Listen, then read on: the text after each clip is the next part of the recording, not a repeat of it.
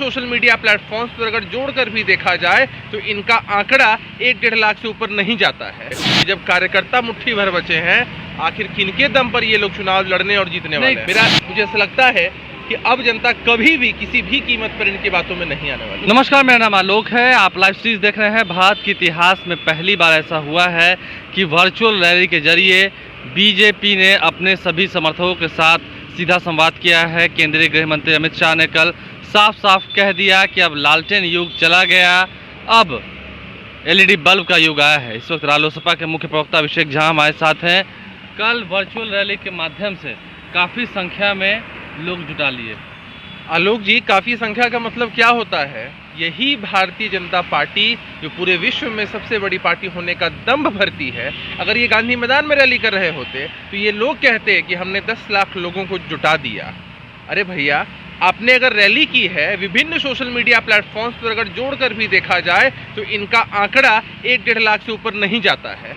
अब क्या गारंटी है कि इतने सारे लोग बिहार के ही थे? गांधी मैदान में तो बिहार के ही लोग आते हैं, पूरे देश से पूरे विश्व के लोग जुड़ सकते थे उसमें। बहुत सारे लोगों ने देखा, हम लोग भी लगातार देख रहे थे कि कितने लोग बीजेपी के official Twitter handle, Facebook handle और यूट्यूब चैनल पर देख रहे थे। तो इतने तो लोग ही हैं आपके पास। लगता है आपने 1 मार्च की जो जनता दल यू की जो अभूतपूर्व रैली हुई थी, कार्यकर्ता सम्मेलन जो हुआ था गांधी मैदान में, उससे सबक नहीं सीखा।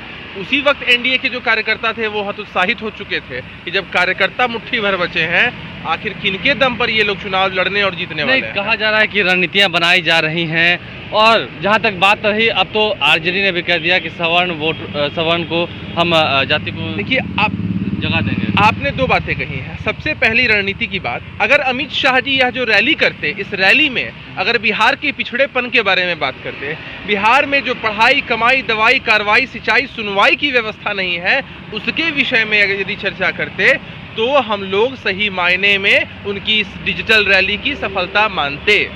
और दूसरी बात, जहाँ तक आपने कहा कि सवर्णों को लेकर अब की चुनाव में, देखिए ऐसा नहीं है।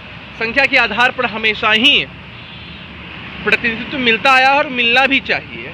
इसके लिए अगर भारतीय जनता पार्टी के लोग कुछ भ्रम फैलाने की कोशिश करें, जदयू के लोग कुछ भ्रम फैलाने की कोशिश करें, तो यह सही नहीं है। क्या मतलब भाजपा और जदयू के भ्रम में जनता नहीं आने वाली है इस चुनाव में?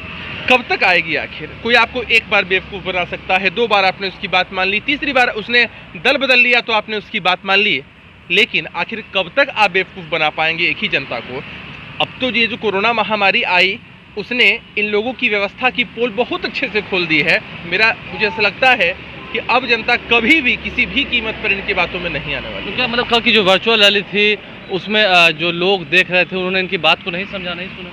बिहार के लोगों ने उनकी बात को माना कि नहीं? अगर बिहार की आबादी को आप देखते हैं, 12 से 13 करोड़ बिहार की आबादी है, और उस आबादी में से महज कुछ हज़ार या 1-8 लाख लोग सुन रहे हैं बिहार के, तो आप समझिए कि इनकी बात कितने लोगों तक पहुंच पाई है। और इतने लोगों तक ही अगर बात पहुंच पाई है तो किस रूप में लोगों ने इसे लिया है कि लोगों का डिसइंटरेस्ट इस कदर शो हुआ है, तो कभी लोग सीरियसली नहीं लेंगे। देखिए, लोग कभी सीरियसली नहीं लेंगे, ये साफ कर दिया है रालोसपा के मुख्य प्रवक्ता अभिषेक झा। और इनका कहना है कि जब करोड़ों के इस आबादी वाले बिहार में महज लाखों की संख्या में ही लोगों ने उन्हें सुना है, तो समझिए कि कितनी दूर तक प्रचार हुआ है और कितनी जन जो है वो इनके साथ खड़ी है। आप लाइव स्ट्रीम देखते रहें, हमारे चैनल को सब्सक्राइब कर लें, साथ साथ फेसबुक पेज भी लाइक करें, क्योंकि चुनाव नज़दीक आने लगे हैं और राजनीति का जो रंग है वो चढ़ने लगा है। धन्यवाद। विभिन्न सोशल मीडिया प्लेटफॉर्म्स पर अगर जोड़कर भी देखा जाए तो इनका आंकड़ा 1-1.5 लाख से ऊपर नहीं जाता है।